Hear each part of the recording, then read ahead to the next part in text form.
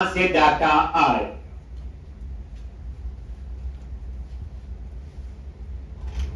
List box one dot data source, इसमें list box में data कहां से आएगा? डाटा रीडर से। लेकिन डाटा आता नहीं है। आता कब है? जब आप कॉल करोगे डेटा बाइंड। डेटा सोर्स कहां से डेटा आएगा? आता नहीं है। आता कब है? जब आप डेटा बाइंड को कॉल करो। ठीक, डेटा सोर्स कहां से डेटा आएगा और डेटा बाइंड होता है डेटा फिल करने के लिए। जैसे डाटा सोर्स, जैसे किसी ने हवाला से आना है, दैट इज डाटा सोर्स। आ गया, बैच ज्वाइन कर गया, दैट इज डेटा बाइंड। तो डेटा सोर्स में हम ये बताते हैं डाटा कहां से आएगा, आता नहीं है। आता कब है? जब डेटा बाइंड मेथड को कॉल करो। एंड देन लास्ट में you must close the data reader. इसको क्लोज करना नहीं भूलोगे, नहीं तो सेम स्कोप में आप डाटा रीडर को दोबारा से यूज नहीं कर सकते, क्योंकि एसक्यू डेटा रीडर एक सिंगलटन क्लास है। सिंगलटन क्लासेस वो होती हैं जिनका रेफरेंस एक बार बनता है। सिंगलटन क्लासेस वो होती जिनका रेफरेंस एक बार, जैसे नॉर्मल क्लासेस में जितने मर्जी बार ऑब्जेक्ट बना लो, लेकिन सिंगलटन क्लास का ऑब्जेक्ट बार बार नहीं बनता। अगर बनाओगे तो वो एरर देगा। तो एसक्यू डेटा रीडर जो है वो एक सिंगलटन क्लास की तरह है। इसलिए मैंने बोला you must close the data reader. Close करोगे तो आप इसे दोबारा से यूज कर सकते हो। इसका नया ऑब्जेक्ट बना के ऐसे एसक्यू डेटा रीडर DR1 करके नया नहीं बना। उसके बाद एसक्यूएल कमांड क्लास ने तो मेमोरी कहां ली है? हीप में। और जिसने हीप के अंदर ली हो उन ऑब्जेक्ट को तो हमें डिस्पोज करना पड़ता है, क्योंकि हीप के जो मेंबर हैं उन्हें हमें डिस्ट्रॉय खुद ही करना पड़ेगा।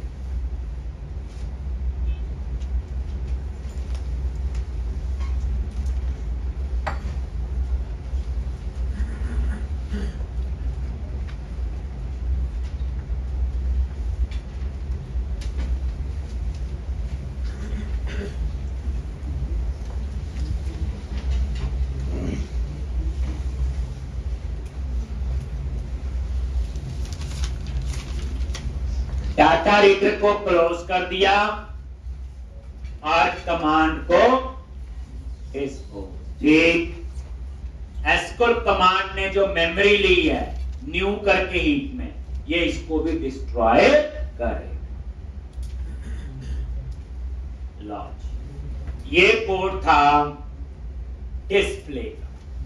नई क्लास सीखी एसक्यूएल डेटा रीडर। तो कंक्लूजन में याद रखो, SQ data reader read only होती, डेटा डिस्प्ले करने के लिए यूज करते हैं। फॉरवर्ड ओनली है, इसके डाटाबेस से डाटा रीड करने की फास्टेस्ट अप्रोच है।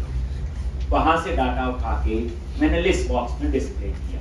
लिस्ट बॉक्स में हम दो ही कॉलम ले सकते थे, एक डिस्प्ले कर सकते हैं और एक डिस्प्ले नहीं। तो डाटा टेक्स्ट फील्ड में हम उस कॉलम का नाम देते हैं जिसका डाटा डिस्प्ले करना है, डाटा वैल्यू फील्ड में जिसका डिस्प्ले नहीं करना। बस। और एक कंक्लूजन भी याद रखना होता, सिंटैक्स नहीं देखना। सिंटैक्स तो लिखा ही हो तो लिख ही लोगे। ठीक, अब आप इतना ही रन करो। ये जो कोड हम लिख रहे हैं बड़ी बार लिखना है, इसलिए डरने की जरूरत नहीं। अभी थोड़ा डाउट होंगे और क्लियर हो जाएगी। देखो, जैसे मैंने डिस्प्ले पे क्लिक किया और आगे सिर्फ एम्प्लॉय नेम आए। क्या है? Employ name. ये देखो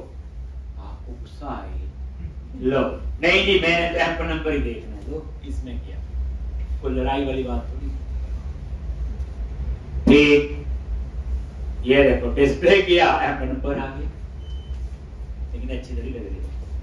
ठीक, हम यहां डिस्प्ले करना चाहते हैं एम्प्लॉय नेम, लेकिन यूज हम एम्प नंबर करेंगे, क्योंकि नेम तो कईयों का सेम होगा। एम्प नंबर सबका यूनिक होगा क्योंकि इसको क्या बनाया हुआ, प्राइमरी। ध्यान से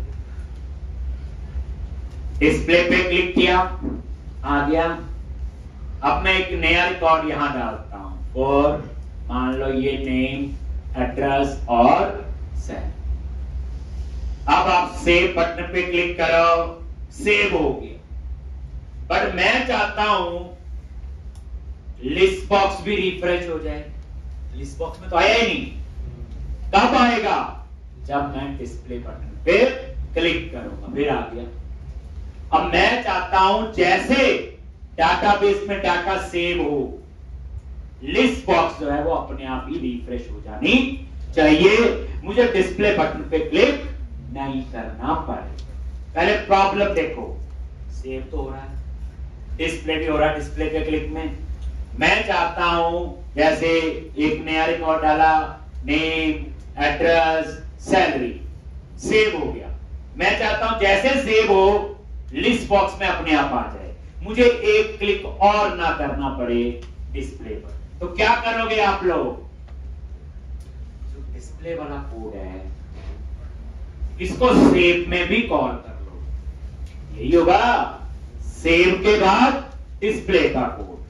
ठीक, तो अब हमें लगा ये वाला कोड मुझे बार बार यूज करना है, हम क्या बनाएंगे, इसका मेथड बना लेंगे। क्या बना लेंगे, मेथड। कैसे, ये जितनी 10-12 लाइन यहीं तक सेलेक्ट करो। अब कोई कोड बार बार यूज हो रहा है तो बार बार लिखेंगे थोड़ी, कॉपी पेस्ट भी अच्छी अप्रोच नहीं है। आप इसका क्या बना लो, मेथड। जब एक मेथड बना लोगे उसे 4 बार कॉल करो चाहे 10 बार कॉल। सेलेक्ट कर ली,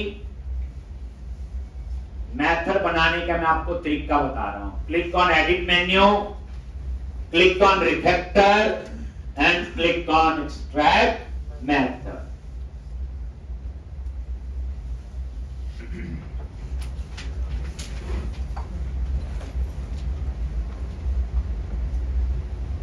ठीक, और यहां पे ये देखो, ये मेथड का नाम दे दिया डिस्प्ले। ये तरीका देखो, मेथड बन भी गया और मेथड कॉल भी हो गया।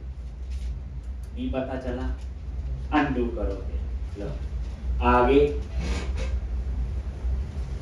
मैं हमेशा कोड ऑन डिमांड होना चाहिए, पहले नहीं सोचना, जब जरूरत होगी तभी सोचो, तभी तो पता चलेगा।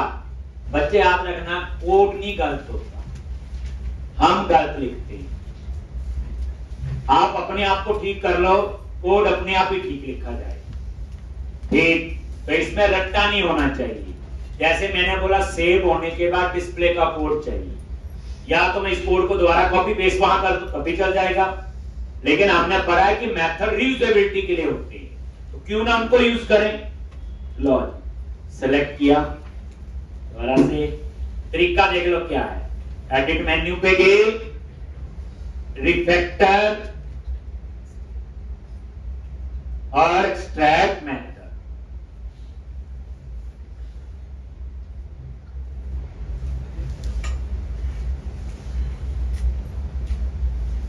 और यहां पे डिस्प्ले,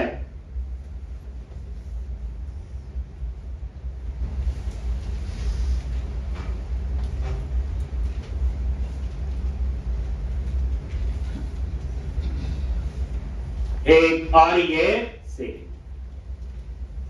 ये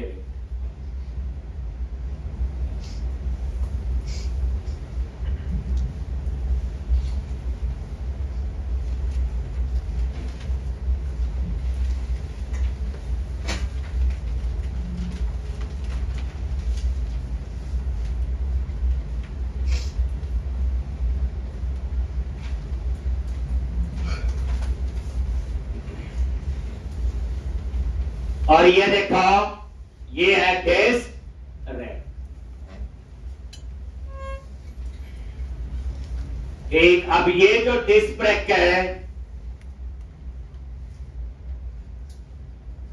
मेथड बन भी गया और गया। अब इसको कॉल करना अपने कहां पे, सेव बटन। कहां कॉल करना है, सेव।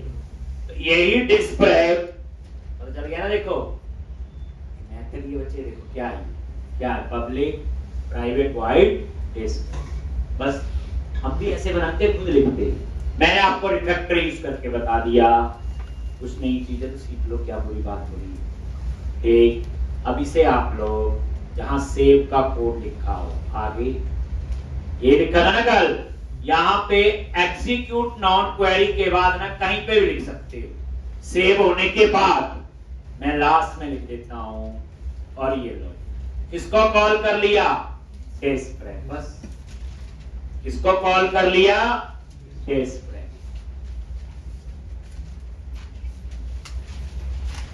डिस्प्ले का कोड कॉल किया है, कुछ ऐसा नहीं। अब एग्जीक्यूट नॉट क्वेरी के बाद कहीं पे भी लिख लो। ये कल जो कोड लिखा था सेव बटन का, उसके लास्ट में मैंने लिख दिया, क्योंकि पेज में आपके लास्ट में ही जगह हो, नोटबुक में एंटर नहीं करता। लो अब आप रन करो यहां पे। अब तो ये जो सोच रहे हो आप लोग ना, सभी लैंग्वेज में ऐसे सोचोगे। मान लो आपको जावा में काम करना है, वहां भी सेव का कोड होगा, वहां भी डिस्प्ले का कोड होगा, वहां भी सेव होने के बाद ऑटोमेटिकली